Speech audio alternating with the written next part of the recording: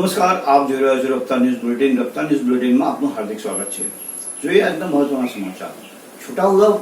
છોટાઉદેપુર પંથકમાં વહેલી સવારથી મેઘરાજાની પધરામણી. હવામાન વિભાગની આગાહી મુજબ છોટાઉદેપુરમાં ધીમી ધારે અને ક્વાંટ વિસ્તારમાં સવારથી ધોધમાર વરસાદની શરૂઆત.